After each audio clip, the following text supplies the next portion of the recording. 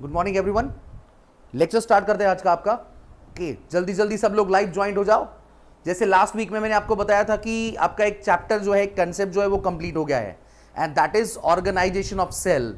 Okay, तो हम उसके कुछ क्वेश्चन सॉल्व कर रहे थे, एंट्रांस के एमसीक्यूज। आज भी वो हम कंटिन्यू करने वाले हैं।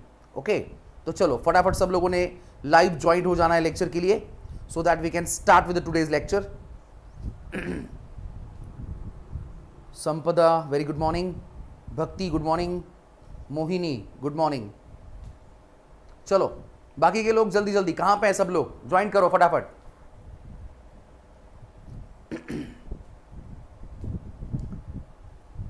भूमि गुड मॉर्निंग, भूमि गुड मॉर्निंग, प्रणित, संस्कृति,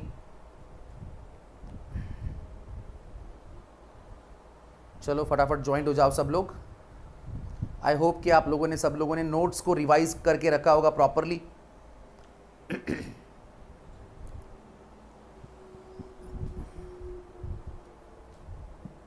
चलो फटाफट सब लोगों ने आ जाना है।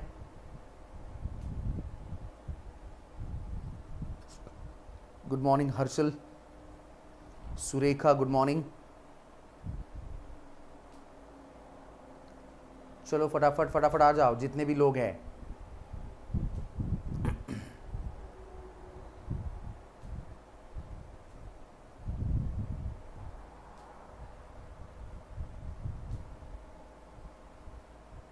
वेदांत good morning, Sanika good morning.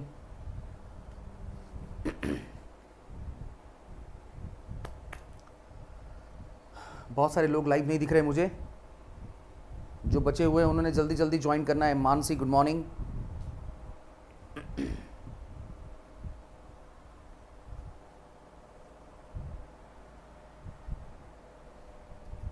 Good morning सागर,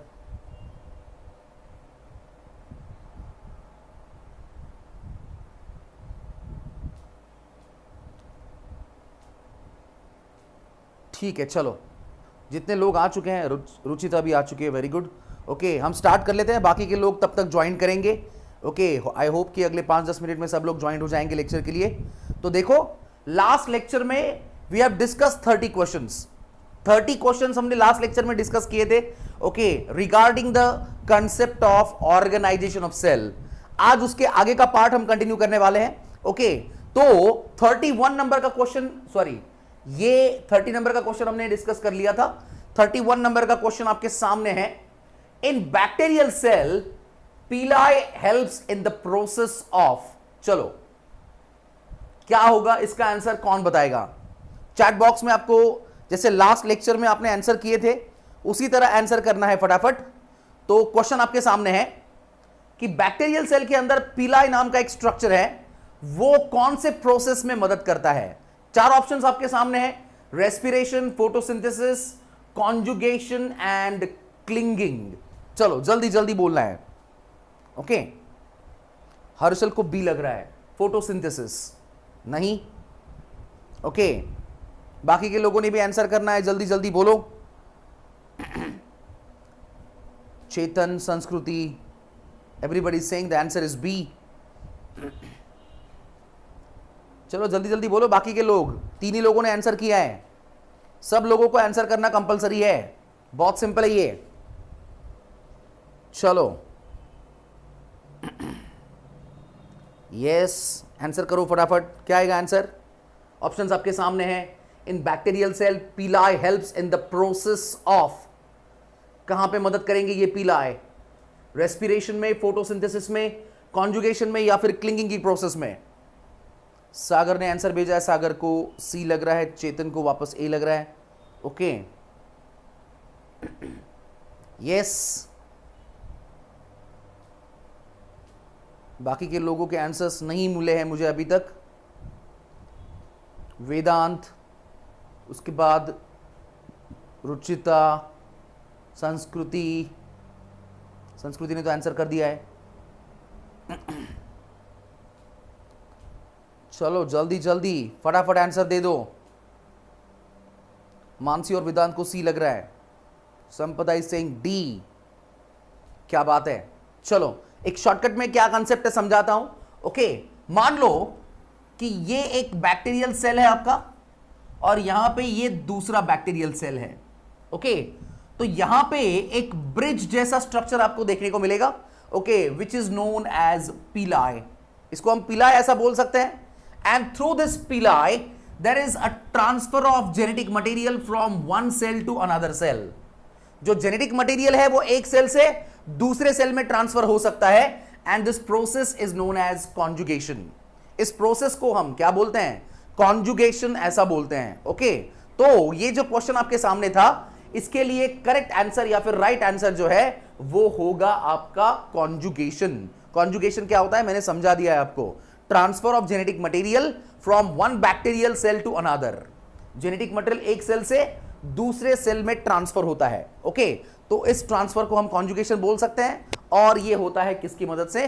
पीलाई नाम के स्ट्रक्चर की मदद से। ओके, आई होप ये सब लोगों को समझ में आ गया होगा। नेक्स्ट क्वेश्चन की तरफ मूव करेंगे हम। क्वेश्चन नंबर है 32। In prokaryotic cell the correct sequence of layers of cell envelope from outermost to innermost. चलो, प्रोकैरियोटिक सेल का स्ट्रक्चर मैंने पढ़ाया था आपको, और वहां पे सबसे पहला पार्ट था सेल एनवेलप, जिसके अंदर होते हैं टोटल 3 लेयर्स। तो इस लेयर को आपको सीक्वेंस में अरेंज करना है, आउटर से लेकर इनर तक। मतलब सबसे पहले बाहर का लेयर, फिर मिडल वाला, और फिर सबसे अंदर वाला। तो कौन सा सीक्वेंस करेक्ट है? चलो, ऑप्शन ए में दिख रहा है सेल वॉल, सेल मेम्ब्रेन या ग्लाइकोकैलिक्स। ऑप्शन बी में आपको दिख रहा है glycocalyx, cell wall and cell membrane. Then फिर आता है cell wall, slime layer and cell membrane, और लास्ट में दिख रहा है cell wall, nuclear membrane and plasma membrane. चलो, कौन बताएगा आंसर? आराम से आंसर करना है, कोई टेंशन वाली बात नहीं है। संस्कृति का आंसर आ चुका है, वेरी गुड, क्या बात है। चलो, बाकी के लोग कहां पे हैं? सब लोगों ने आंसर करना है फटाफट। दिक्कत नहीं है, गलती होती है तो होने दो, कोई टेंशन नहीं है, लेकिन आंसर करना है, कॉन्फिडेंस बढ़ेगा, क्योंकि ये सेकेंड लेक्चर चल रहा है एंट्रांस का, तो गलतियां होना पॉसिबल है, बहुत ज्यादा पॉसिबल है। ओके, मोहिनी, हर्षली, चेतन और हर्षल का आंसर आ चुका है। जितने लोग लेक्चर देख रहे हैं सब लोगों ने आंसर करना है। मैं वापस एक बार रिपीट कर रहा हूं, एवरीवन हैज टू आंसर। चलो, सनील का भी आ चुका है आंसर। नेक्स्ट, यस, बोलो जल्दी जल्दी। मैंने बोला था आपको, प्रोकैरियोटिक सेल के स्ट्रक्चर में जो आउटर मोस्ट कवरिंग होती है प्रोकैरियोटिक सेल की, उसको क्या बोलते हैं हम? Cell envelope. और इस सेल एनवेलप के अंदर टोटल कितने लेयर देखे थे हमने? 3 लेयर देखे थे। उसके अंदर सबसे पहला वाला जो लेयर होता है, दिस इज कॉल्ड ग्लाइकोकैलिक्स। इस लेयर को क्या नाम दिया था हमने? ग्लाइकोकैलिक्स ऐसा नाम दिया था। बाद में जो मिडल लेयर होता है, that was named as cell wall, उसको हमने सेल वॉल ऐसा कहा था। और सबसे अंदर वाला जो लेयर होता है, this can be called as cell membrane, और it can be known as plasma membrane.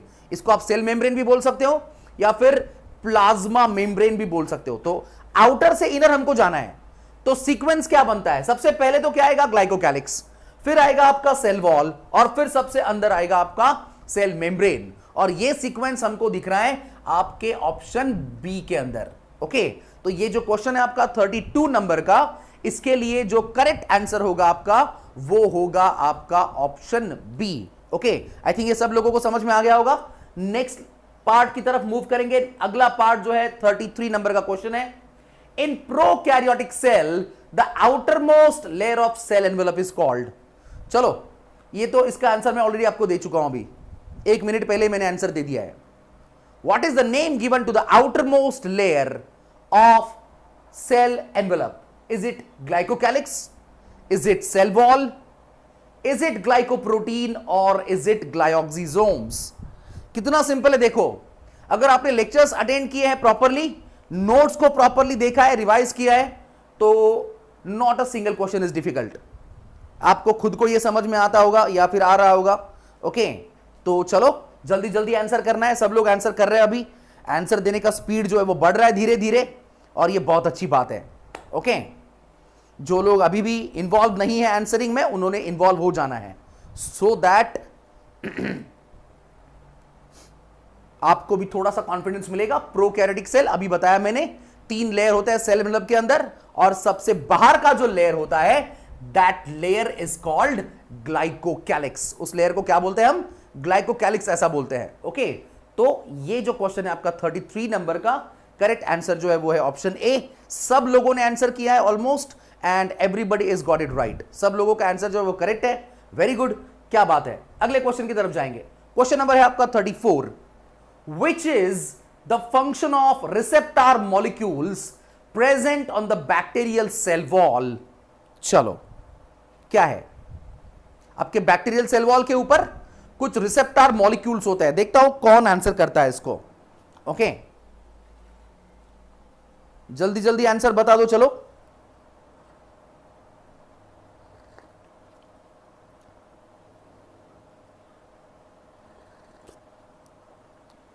फटाफट आंसर करना है, बोलो जल्दी जल्दी। क्या है answer? I am waiting for answer. देखते हैं किसको पता है इसके बारे में।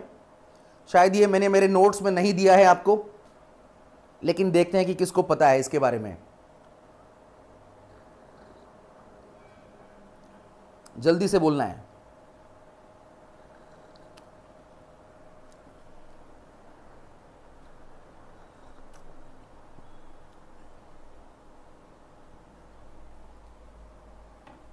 यस, बोलो जल्दी जल्दी फटाफट। देखो, आपकी जो सेल वॉल होती है, बैक्टीरियल सेल वॉल, वहां पे कुछ रिसेप्टर मॉलिक्यूल्स होते हैं, and their function is okay. चलो, आंसर आने लगे हैं, वेट कर लेता हूं मैं। लोकोमोशन कह रहे हैं बहुत सारे लोग, ऑप्शन सी। वेदांत को ए लग रहा है, बाकी लोग सी बोल रहे हैं, प्रणित को बी लग रहा है। ओके, देखो ये बहुत सिंपल है। अगर आपको बैक्टीरियल सेल का स्ट्रक्चर थोड़ा सा पता होगा तो रफली मैंने कुछ ऐसा ड्रॉ करके दिया था आपको। ओके, और यहां पे एक टेल लाइक स्ट्रक्चर होता है। This tail like structure is known as flagella. इसको क्या बोलते हैं हम? फ्लैजेला ऐसा बोलते हैं। So flagella is actually use for movement और लोकोमोशन। अगर मूवमेंट होनी है, लोकोमोशन होनी है, ओके, तो उसके लिए फ्लैजेला का इस्तेमाल होता है। रिसेप्टर मॉलिक्यूल्स के बारे में पूछ रहे हैं। ओके, ऑस्मोसिस का तो कोई सवाल नहीं है यहां पे। ओके, एक ही चीज बचती है, and that is to respond to the chemicals in their surrounding. जो बैक्टीरियल सेल के सराउंडिंग में कुछ केमिकल्स है, उस केमिकल्स को बैक्टीरिया जो रिस्पॉन्ड करते हैं, this respond depends on these receptor molecules on the bacterial cell wall. Okay, तो ये जो क्वेश्चन है आपका, क्वेश्चन नंबर 34, करेक्ट आंसर जो होगा, राइट आंसर जो होगा, वो होगा ऑप्शन ए। ओके, तो आई थिंक ये समझ में आ गया होगा सब लोगों को। नेक्स्ट क्वेश्चन की तरफ मूव करते हैं। नंबर है 35, which stain is use to detect gram positive bacteria. चलो बोलो, किसको पता है ग्राम पॉजिटिव बैक्टीरिया क्या होता है?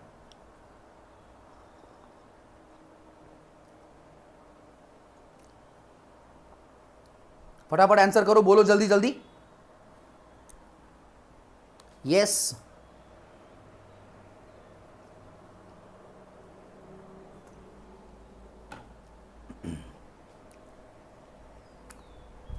कौन सा स्टेन यूज होता है? Gram positive bacteria. बहुत सारे लोग डी बोल रहे हैं। Anybody knows what is gram positive bacteria? Yes, किसी को पता है कि एग्जैक्टली क्या होता है ये ग्राम पॉजिटिव बैक्टीरिया क्या होता है? एनीबडी? रुचिता को सी लग रहा है। Very good Ruchita. बाकी के लोगों को क्या लग रहा है? Chetan is saying B. Yes, what should be the answer for this? Which stain is used to detect gram positive bacteria? कौन सा स्टेन का इस्तेमाल होगा? यस, चलो पहले तो ये समझ लेते हैं कि भाई ये ग्राम पॉजिटिव बैक्टीरिया क्या है। स्टेन का मतलब शायद मैंने आपको समझाया था, आर्टिफिशियल कलर। किसी भी सेल को अगर आपको माइक्रोस्कोप के नीचे देखना है, ओके, तो मैंने ये बताया था आपको कि डायरेक्टली हम उसको ऑब्जर्व नहीं कर सकते, वाटर कंटेंट बहुत ज्यादा होता है, so that part generally appear colourless under microscope. वो पार्ट जो है वो माइक्रोस्कोप के नीचे कलरलेस दिखता है हमको, क्योंकि सेल्स होते हैं। ओके, तो हम क्या करते हैं कि उसको बाहर से आर्टिफिशियली कलर करते हैं, और उन आर्टिफिशियल कलर्स को हम बोलते हैं आपकी स्टेन या फिर डाई। तो अगर मुझे बैक्टीरिया को ऑब्जर्व करना है तो बैक्टीरिया के लिए एक स्टेन का इस्तेमाल किया जाता है and the name of the stain is crystal violet. Answer तो बता दिया मैंने। यहां पे जो बैक्टीरिया के लिए स्टेन इस्तेमाल होगा, कौन सा स्टेन इस्तेमाल करते हैं हम? Crystal violet. Actually gram is a name of scientist. Gram ये साइंटिस्ट का नाम है जिसने ये स्टेनिंग का टेक्निक डेवलप किया है। क्या करता है मैं आपको शॉर्टकट में समझाता हूं। ओके, आपने स्लाइड को देखा होगा। स्लाइड के ऊपर ये मान लो कि आपकी ग्लास की स्लाइड है, इसके ऊपर हमने कुछ बैक्टीरियल सेल्स ले लिए हैं, कल्चर से ले सकते हो। ओके, और इसके ऊपर we are going to add some drops of crystal violet. कुछ ड्रॉप्स हम डालेंगे क्रिस्टल वॉयलेट स्टेन के, और फिर इस स्टेन को हम करेंगे हीट फिक्स।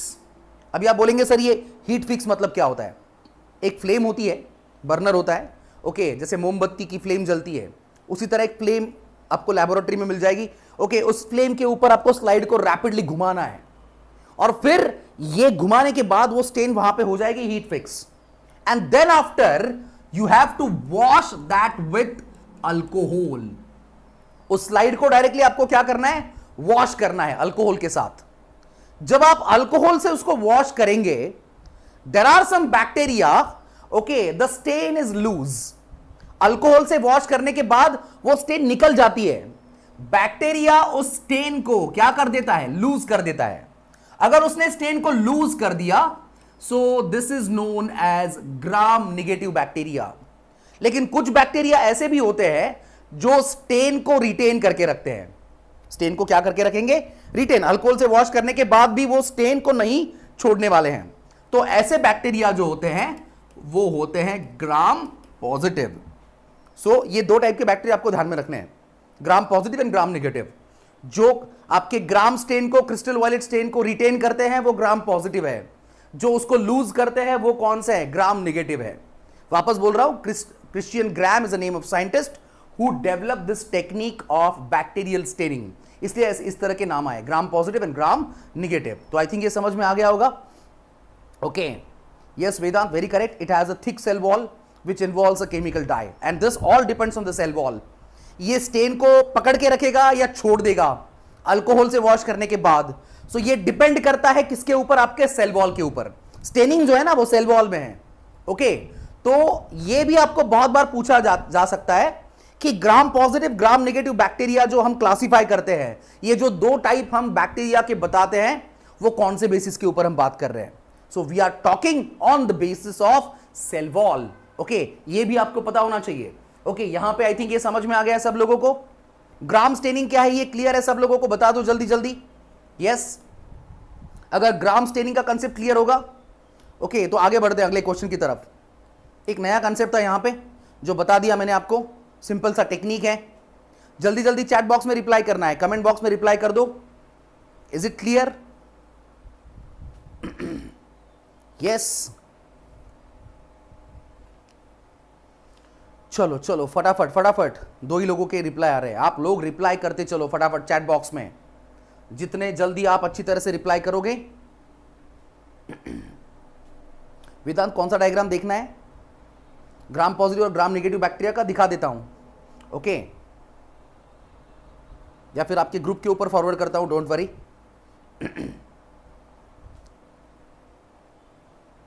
चलो, समझ में आ गया सब लोगों को। I am moving on to the next question. अगले क्वेश्चन की तरफ मूव करूंगा मैं। चलो, ये तो बता दो अभी, जो अभी दो मिनट पहले बताया मैंने आपको, उसी के ऊपर ये क्वेश्चन बेस्ड है।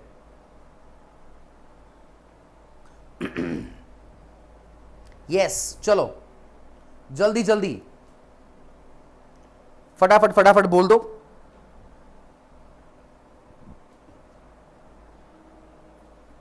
अगला क्वेश्चन आपके सामने आ चुका है already. Those bacteria that retain the gram stain are called। ऐसे कौन से बैक्टीरिया है या फिर कौन से बैक्टीरिया है जो ग्राम स्टेन को रिटेन करते हैं? क्या बोलेंगे उनको? साइनोबैक्टीरिया, ग्राम positive bacteria, gram negative bacteria, या फिर बोथ बी एंड सी? क्या आएगा आंसर? बोलो जल्दी जल्दी। संजय पानगवानी करके है कोई, sir how many students crack NEET from the Ramraj institute? Okay, almost sir 80% student crack करते हैं, हमारे बैच की साइज जो है वो लिमिटेड है ऑलमोस्ट। ओके, तो अगर किसी को और इंफॉर्मेशन चाहिए आप कॉल कीजिए, आपको सारे रिजल्ट्स मिलेंगे लास्ट ईयर के, कोई दिक्कत नहीं है। चलो बता दो क्या आएगा, ये मैं आपको ऑलरेडी बता चुका हूं क्या है, bacteria which retain the gram stain. अभी बोला मैंने आपको दो ही टाइप के बैक्टीरिया है, ग्राम पॉजिटिव है, ग्राम निगेटिव है। यहां पे पूछा गया ये स्टेन को रिटेन कर रहा है, अगर वो स्टेन को रिटेन करेगा तो वो किस तरह का बैक्टीरिया होगा? Definitely it is a gram positive bacteria. कौन सा बैक्टीरिया होगा? Gram positive. तो ये जो आपका क्वेश्चन है 36 नंबर का, इसका करेक्ट आंसर होगा option B. Okay, next question की तरफ जाएंगे बहुत जल्दी से। 37 नंबर का क्वेश्चन है, mesosomes are the invaginations of. Yes, मेसोजोम्स किसके इन्वेजिनेशंस होते हैं? चलो जल्दी जल्दी बोलो। सागर, वेदांत, मानसी, संस्कृति, अरिश, कौन से क्वेश्चन को आंसर कर रहे हो आप?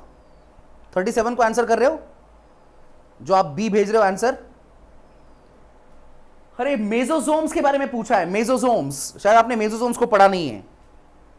यस, ये जो वर्ड है इन्वेजिनेशन, इसका मतलब होता है इनफोल्डिंग।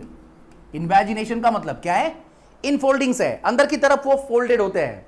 ओके, बहुत सारे लोगों को अलग अलग लग रहा है, मैं बता देता हूं क्या है, डोंट वरी।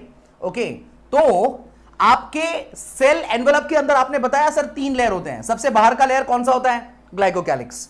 दूसरा लेयर जो है वो कौन सा था? Cell wall. और सबसे अंदर का कौन सा होता है? Plasma membrane.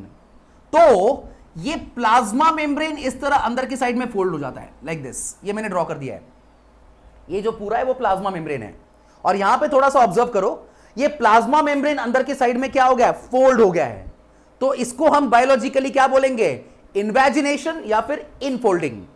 और इसी इन्वेजिनेशन या इनफोल्डिंग्स को हम बोलने वाले हैं मेसोजोम्स। क्या बोलेंगे हम उसको? मेसोजोम ऐसा बोलेंगे।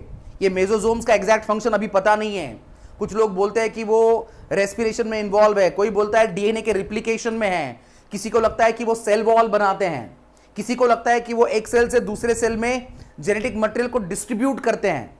ऐसे बहुत सारे अलग अलग व्यूज हैं, but exactly what is the function of mesosome is still not known. चलो, अभी बहुत सारे लोगों ने आंसर भेजा है एंड द राइट आंसर और the correct answer is option A. Option A जो है वो करेक्ट है। Mesosomes are the invaginations of plasma membrane. Plasma membrane के इन्वेजिनेशंस होते हैं, याद रखना है। अगले क्वेश्चन की तरफ जाने वाला हूं मैं। क्वेश्चन नंबर है आपका 38। Mesosomes are present in the prokaryotic cell in the form of.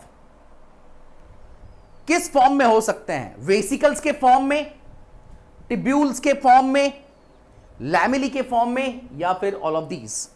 Lamellae मतलब ये एक सिंगल फ्लैट पैरेलल सैक की तरह हो सकता है, या फिर टिब्यूल, ओके, या फिर मैं बोल रहा हूं वेसिकल, या फिर राउंडेड शेप स्ट्रक्चर हो सकता है। क्या है पॉसिबिलिटी? बहुत सिंपल है, ऑल 3 आर पॉसिबल एक्चुअली। तीनों शेप्स में ये पॉसिबल है।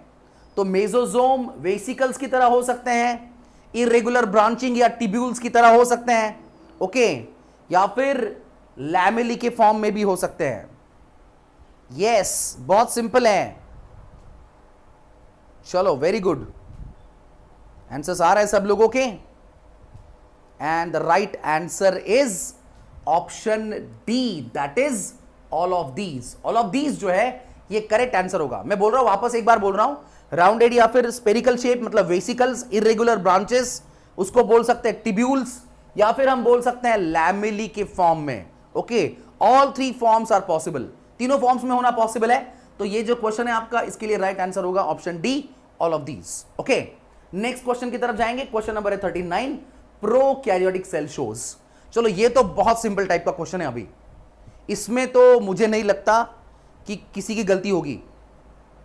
राइबोसोम्स कौन से टाइप के होते हैं प्रोकैरियोटिक सेल के अंदर? ATS, 70S, true vacuoles, streaming movement of cytoplasm. Prokaryotic cell में क्या होता है, यह आपको पूछा गया है क्या उसमें 80s टाइप के राइबोसोम्स होते हैं या फिर 70s टाइप के राइबोसोम्स हैं, ट्रू वैक्यूल्स हैं, या फिर स्ट्रीमिंग मूवमेंट है साइटोप्लाज्म की? यस, संस्कृति ने आंसर भेजा है सबसे पहले। क्या बात है चेतन, जल्दी जल्दी बाकी के लोगों ने भी आंसर करना है। मुझे कॉन्फिडेंट है, ओके कॉन्फिडेंस है कि यहां पे सब लोग आंसर करेंगे और करेक्टली आंसर करेंगे। यहां पे कोई फ्लक्चुएशन, कोई वेरिएशन पॉसिबली नहीं दिखने वाला है आंसर में, क्योंकि ये क्वेश्चन जो है बहुत सिंपल है। बेसिक लेवल के क्वेश्चन हम सॉल्व कर रहे हैं, आई रिपीट। ओके, तो चलो जल्दी जल्दी आंसर करो। वेरी गुड, आंसर्स आ रहे हैं सब लोगों के, क्या बात है। Prokaryotic cell shows ribosomes of 80s type, ribosomes of 70s type, true vacuoles, okay, and last में दिया है streaming movement of cytoplasm। कितना सिंपल है, वेरी गुड, सब लोगों ने आंसर किया इसको भी, और इसका करेक्ट आंसर है राइबोसोम्स ऑफ 70s टाइप। ये तो हमको पता है, ये मेन डिफरेंस है आपके यूकैरियोटिक और प्रोकैरियोटिक सेल के अंदर। Prokaryotic cell shows which type of ribosomes, 70s type of ribosomes, और जो आपकी यूकैरियोटिक सेल होती है there you can find 80s type of ribosomes. तो वेरी गुड, यहां पे करेक्ट आंसर जो है वो है आपका ऑप्शन बी। नेक्स्ट क्वेश्चन की तरफ जाएंगे, क्वेश्चन नंबर है 40। Which of the following is absent in prokaryotes? चलो, प्रोकैरियोट्स में क्या एब्सेंट है ये पूछा है आपको। राइबोसोम्स, डीएनए, साइटोप्लाज्म, या फिर एंडोप्लाज्मिक रेटिकुलम? ये भी बहुत सिंपल क्वेश्चन है। चलो सबसे पहले कौन आंसर देगा इस क्वेश्चन का? यस, जल्दी जल्दी फटाफट रिप्लाई करो सब लोग। What should be the answer? Which of the following is absent in prokaryotes? Ribosomes, DNA, cytoplasm, या फिर endoplasmic reticulum? अगर लेक्चर पीछे चल रहा है तो आगे कर लो थोड़ा सा, रिप्लाई आने में बहुत देर लग रही है। ओके, यस, सागर का आंसर सबसे पहले आया है। वेरी गुड सागर। बाकी के लोग कहां पे हैं, जल्दी जल्दी रिप्लाई करो। यस, वेरी गुड, क्या बात है। कमल, संपदा, मानसी, चेतन, वेदांत, सागर, संस्कृति, वेरी गुड। हरीश, हर्षल, कमल, वेरी गुड वेरी गुड, क्या बात है। बहुत सिंपल है, देखो आपके प्रोकैरियोटिक सेल में राइबोसोम्स तो प्रेजेंट है, 70s टाइप के होते हैं। ओके, डीएनए भी प्रेजेंट होता है सर्कुलर। ओके, साइटोप्लाज्म भी होता है। क्या नहीं होता है ये पूछा था हमको, तो वहां पे क्या एब्सेंट है आपका? Endoplasmic reticulum. This endoplasmic reticulum is present only and only in the eukaryotic cell. ये आपके सिर्फ यूकैरियोटिक सेल में आपको देखने को मिलेगा। तो ये सिंपल सा कंसेप्ट था regarding which of the following is absent in prokaryotes. So answer is endoplasmic reticulum. Next question की तरफ मूव करने वाला हूं मैं। क्वेश्चन नंबर है आपका 41। देख लेते हैं क्या है। A prokaryotic cell does not contain, वापस वही तरह का क्वेश्चन है, सिर्फ थोड़ा सा लैंग्वेज चेंज किया है। आपको वापस यही बताना है कि प्रोकैरियोटिक सेल में क्या नहीं होता है, मतलब क्या एब्सेंट होता है। Well distinguished nucleus, plasmid, plasma membrane, या फिर सेल वॉल? बोलो कौन बताएगा आंसर। यह भी बहुत सिंपल है, बहुत ही ज्यादा सिंपल है। चलो क्या आएगा इसका answer? Prokaryotic cell does not contain, well distinguished nucleus नहीं होता है, प्लाज्मिड नहीं होता है, प्लाज्मा मेम्ब्रेन नहीं है, या फिर सेल वॉल नहीं है। वेरी गुड, क्या बात है। ओके, आंसर्स आने लगे हैं। Prokaryotic cell does not contain, और अभी आंसर जो है वो बहुत अच्छे स्पीड से आ रहे हैं। क्या बात है, यही स्पीड मेंटेन रखो सो दैट आगे के कुछ और क्वेश्चंस हम सॉल्व कर पाएंगे। जल्दी जल्दी आंसर कर दो फटाफट फटाफट सब लोग।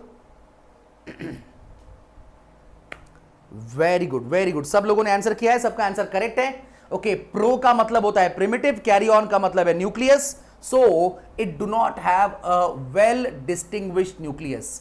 वेल डिस्टिंग्विश्ड न्यूक्लियस नहीं होता है, या फिर वेल डेवलप न्यूक्लियस जो है वो नहीं प्रेजेंट होता है प्रोकैरियोटिक सेल के अंदर। सो ए जो है वो करेक्ट आंसर होगा for this question number 41।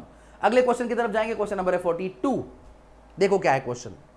Which two subunits combine to form 70s type of ribosome in prokaryotes?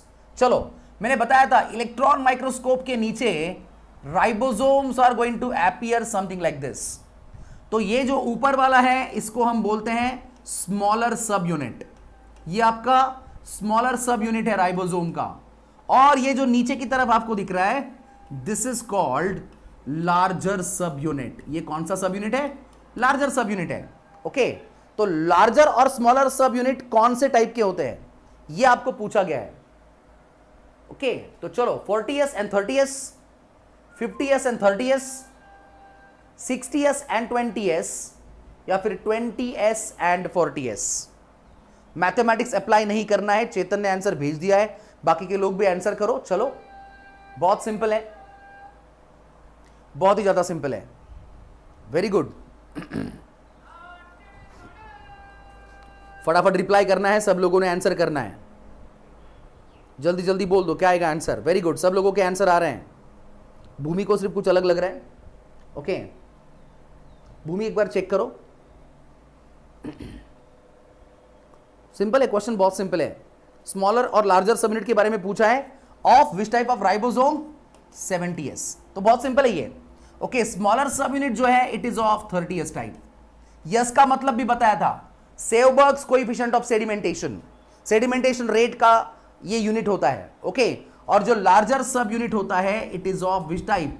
50s type. Okay, तो बहुत सिंपल है, आपका आंसर जो है वो आएगा option B, that is 50s and 30s। This is the right answer. So B जो है वो करेक्ट आंसर होगा फॉर दिस क्वेश्चन नंबर 42। ओके, वापस एक बार बोल रहा हूं, this value depends on the rate of sedimentation. Particle के नीचे सेटल होने का जो रेट है उसके ऊपर ये डिपेंड करता है। Okay, Svedberg is a name of scientist, scientist के नाम के ऊपर ये बेस्ड है। ओके, अगर यही 80s टाइप का राइबोसोम होता, अगर यही कौन सा होता? 80s, तो ये जो स्मॉलर सब यूनिट है ये होता है 40s टाइप का, और लार्जर सब यूनिट होता है कौन से टाइप का? 60s टाइप का। तो ये आपको प्रॉपर्ली पता होना चाहिए। ओके, अगले क्वेश्चन की तरफ मूव करेंगे हम। क्वेश्चन नंबर है आपका 43। इन प्रोकैरियोट्स द क्रोमोसोम्स आर। चलो, प्रोकैरियोट्स में क्रोमोसोम्स कैसे होते हैं? Single stranded and helical DNA. Helical का मतलब होता है कॉइल्ड।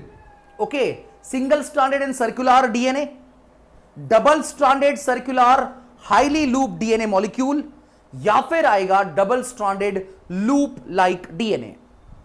क्या आएगा आंसर? चलो बोलो जल्दी जल्दी। यस, क्वेश्चन नंबर है आपका 43। जल्दी जल्दी आंसर करो।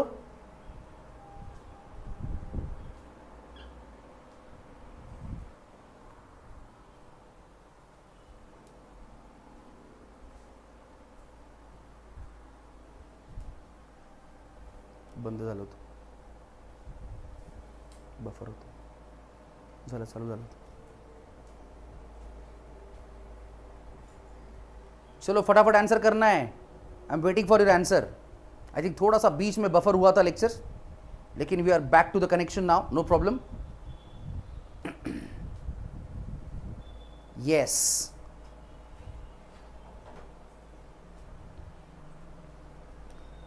चलो जल्दी जल्दी आपके आंसर्स जो है वो बता रहे हैं सब लोगों को। सिंपल सा क्वेश्चन है ये। देखो, सबसे पहले तो जो लोग आंसर कर रहे हैं उनके लिए एक छोटा सा पॉइंट बता देता हूं। क्रोमोसोम मतलब कौन होगा? डीएनए होने वाला है फॉर श्योर। ओके, और शायद आपने ये 10 तक पढ़ा होगा, DNA is never single stranded.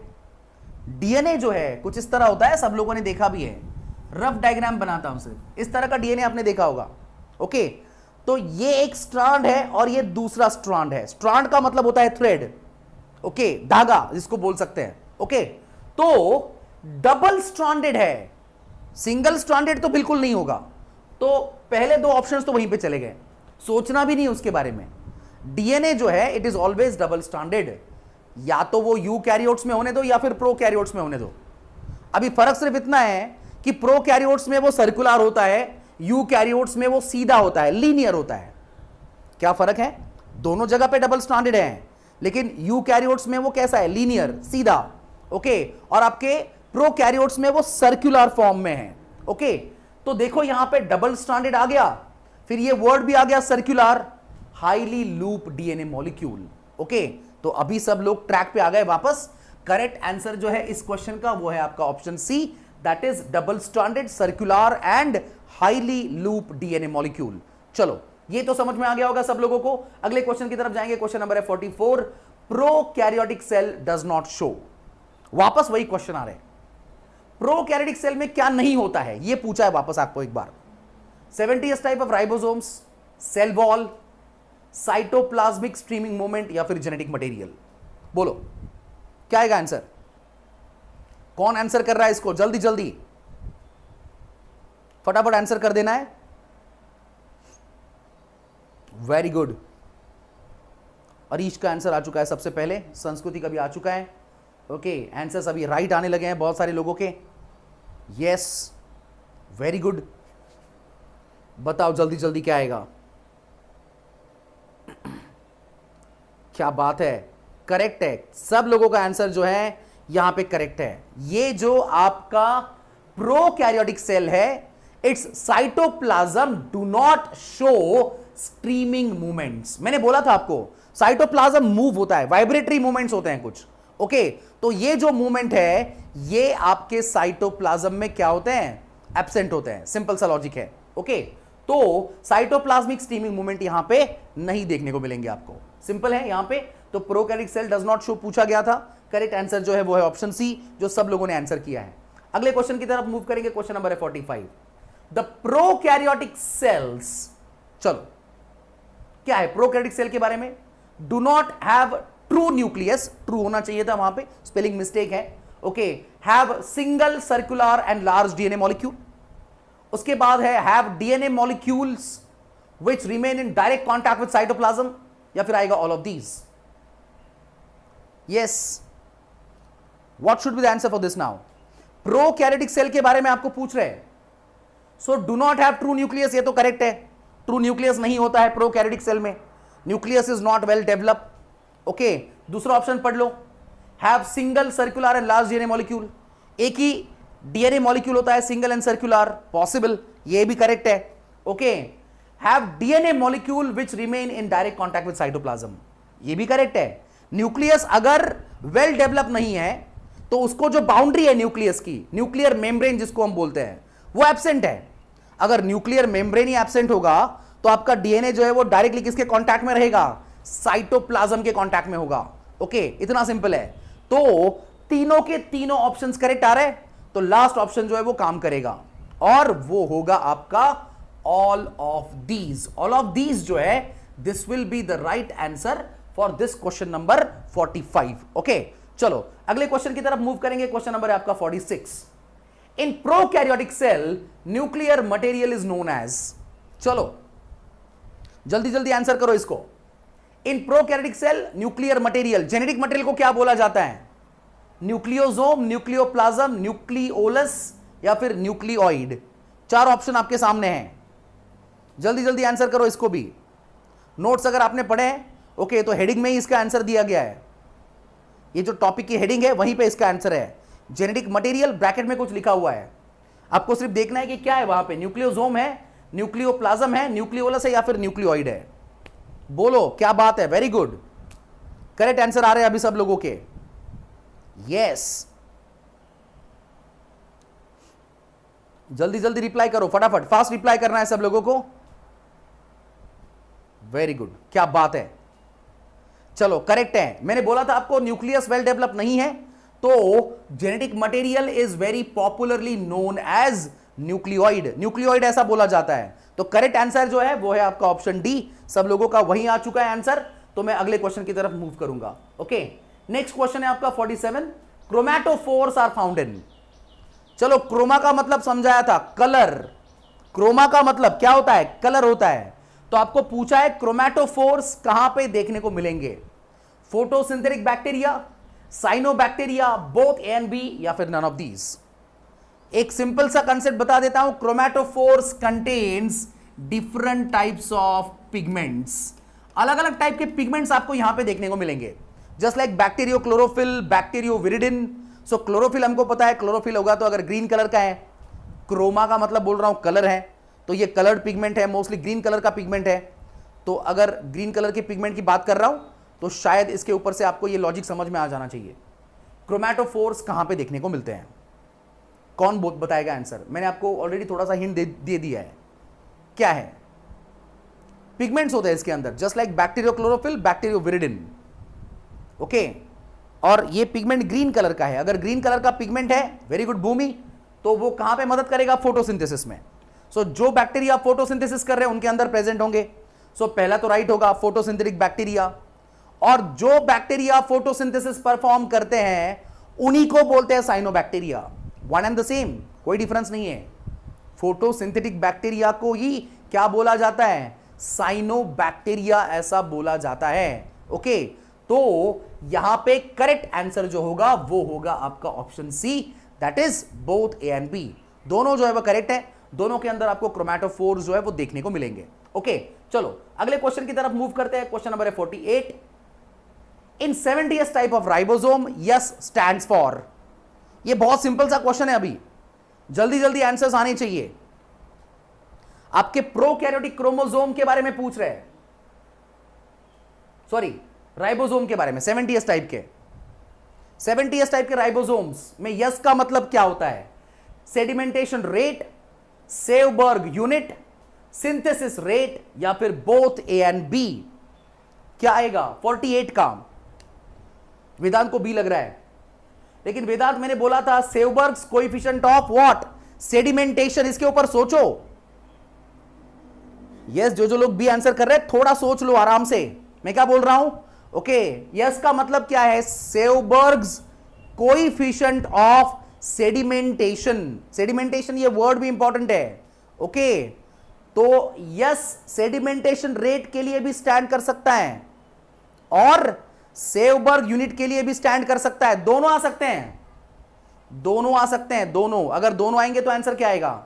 Option D देखो क्या दिया है। ऑप्शन डी को देख लो एक बार। ऑप्शन डी में क्या है? Is it sedimentation rate, it is Svedberg unit, is it both uh sorry synthesis rate, या फिर बोथ ए एंड बी? देखो कितना सिंपल है। ओके, मैंने क्या बोला था आपको? पार्टिकल साइज जो है उसके ऊपर आपका सेडिमेंटेशन का रेट डिपेंड करेगा। Yes is a unit of particle size.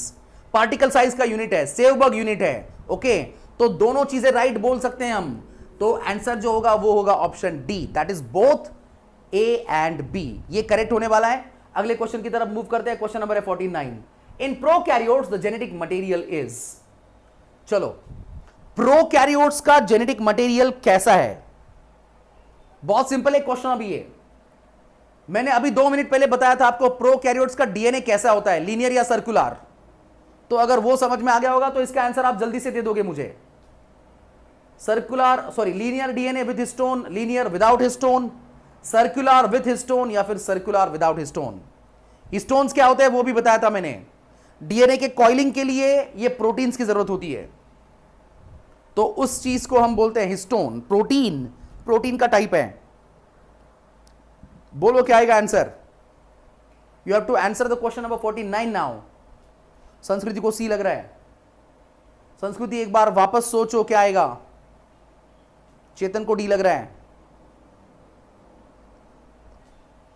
Yes, बहुत सारे लोगों को तो सी लग रहा है। सर्कुलर डीएनए तो करेक्ट पकड़ लिया आपने। हिस्टोन के बारे में बताओ। ये भी एक पॉइंट है। Histone proteins are there only in eukaryotic chromosome. Histone protein सिर्फ यूकैरियोट्स में होते हैं, प्रोकैरियोट्स में नहीं होते हैं। ये भी एक डिफरेंस है between eukaryotic and prokaryotic cell. तो आंसर क्या आएगा?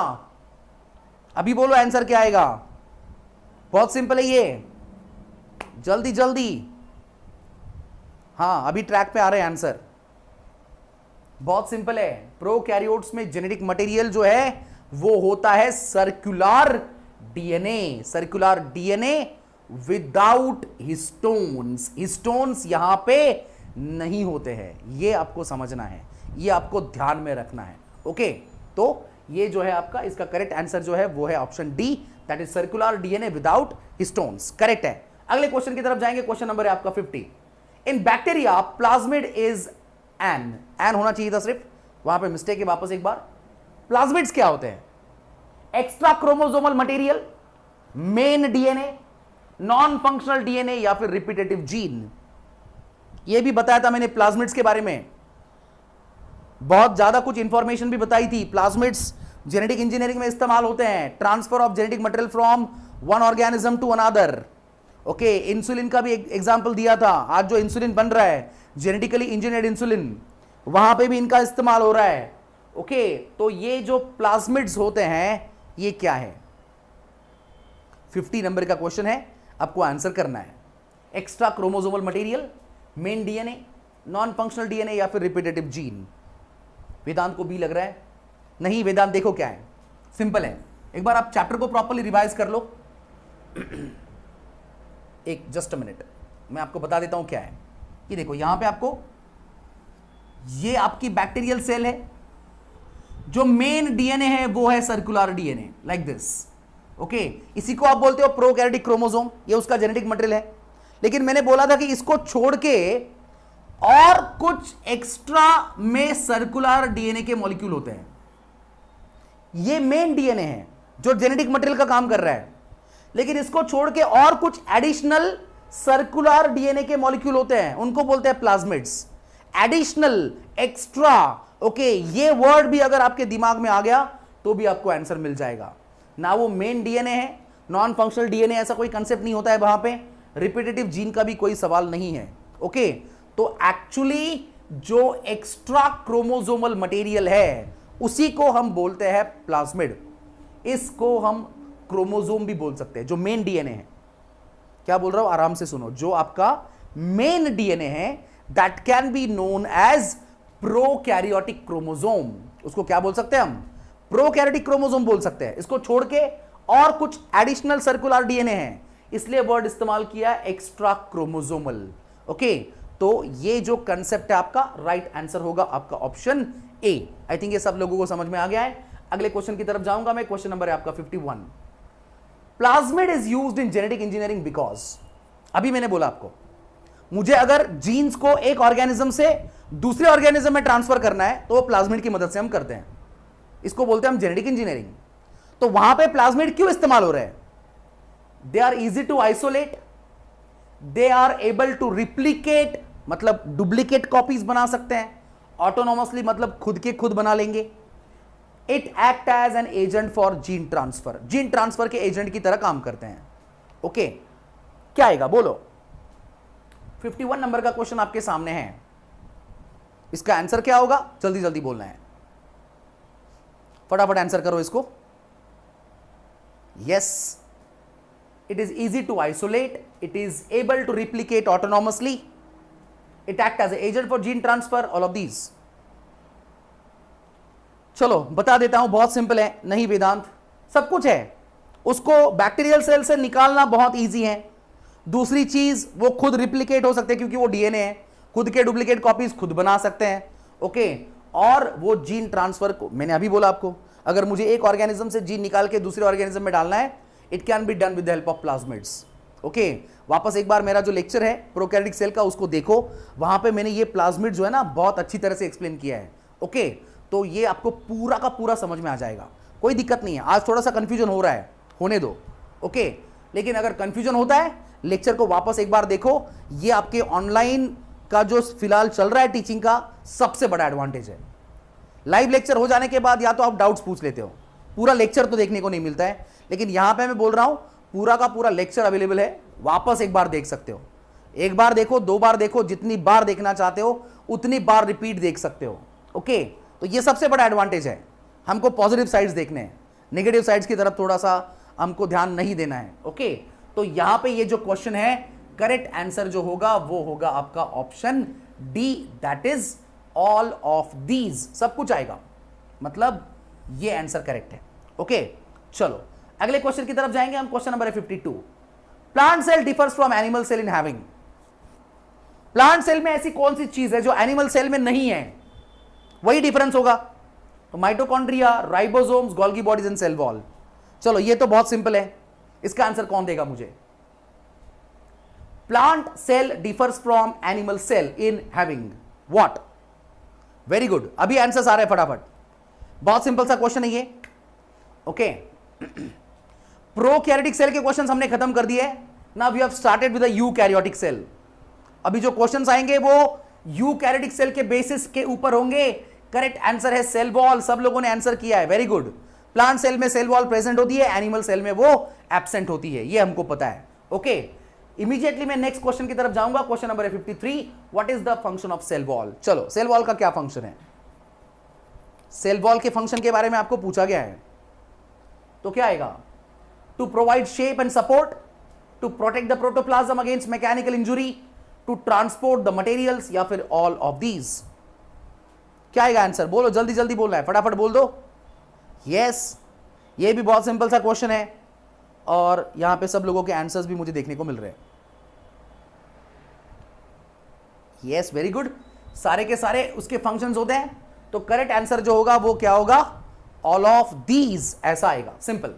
ओके, चलो नेक्स्ट क्वेश्चन की तरफ मूव करेंगे। Question number 54, the fluid mosaic model is a theory to explain the structure of. ये जो बात कर रहे हैं हम फ्लूइड मोज़ैक मॉडल की, किसके स्ट्रक्चर को एक्सप्लेन करता है? माइक्रोट्यूब्यूल, माइक्रोफिलामेंट्स, डीएनए, या फिर प्लाज्मा मेम्ब्रेन? बोलो, क्या आएगा आंसर? जल्दी जल्दी बोल दो। फ्लूइड मोज़ैक मॉडल बताया था मैंने, लिपिड्स प्लस प्रोटीन, लिपोप्रोटीन से बना होता है। Yes, very good.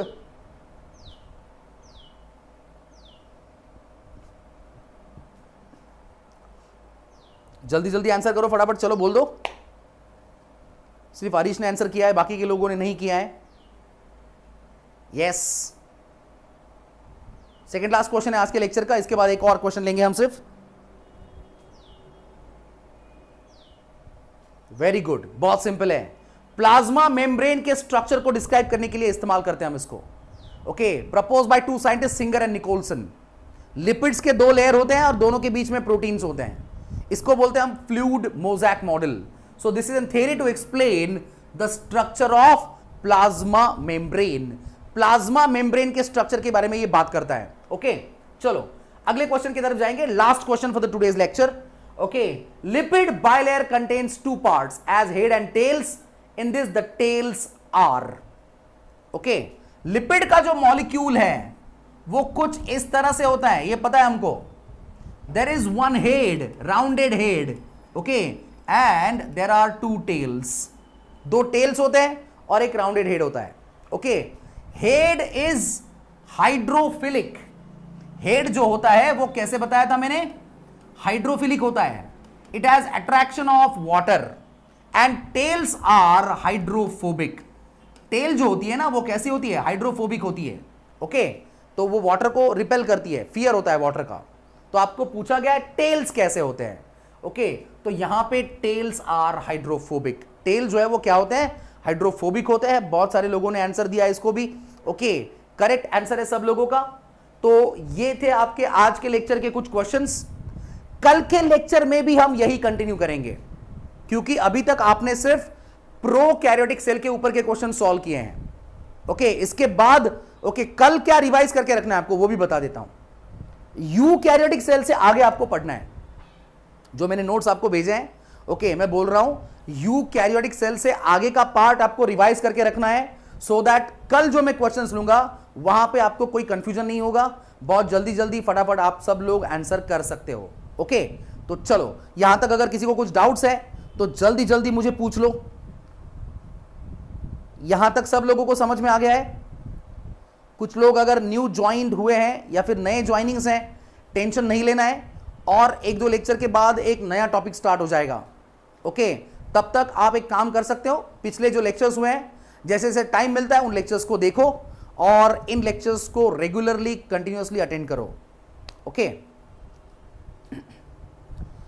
सार्थक मेरे पर्सनल व्हाट्सएप नंबर पे मैसेज कर दो मुझे, डिस्क्रिप्शन में मेरा नंबर है। ओके, तो वहां पे मुझे मैसेज करो, I will forward you the notes, या फिर इसी लेक्चर के लिंक में आप जा सकते हो। नोट्स की भी लिंक वहां पे है, पीडीएफ फाइल। ये जो अभी लेक्चर चल रहा है यूट्यूब का, इसके डिस्क्रिप्शन में आपको एक लिंक मिल जाएगी, उस लिंक को आप क्लिक करके नोट्स को वहां से डाउनलोड कर सकते हो। नोट्स ऑलरेडी अपलोडेड है। यस,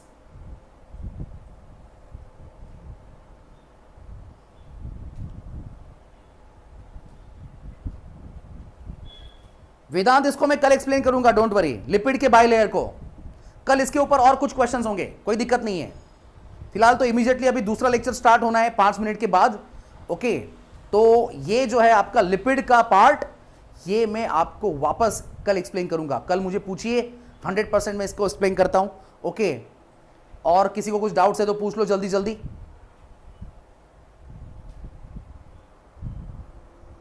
यस, ठीक है, चलो। तो मुझे लगता है कि सब लोगों के डाउट्स क्लियर हो गए। कल के लेक्चर में क्या करना है वापस एक बार बोल देता हूं। ओके, मैंने बोला है आपको यूकैरियोटिक सेल को आपको रिवाइज करके रखना है। ओके, उसको प्रॉपरली पढ़ लो। लेक्चर्स अगर देखने पॉसिबल है तो लेक्चर देखो। कल के लेक्चर में वापस मिलेंगे विद द सेम एमसीक्यूज, कुछ और एमसीक्यूज होंगे इसी टॉपिक के ऊपर। ओके, फिलहाल आज के लिए यहां पे रुकेंगे, अगला पार्ट जो है वो अगले लेक्चर में कंटिन्यू करेंगे। Thank you very much.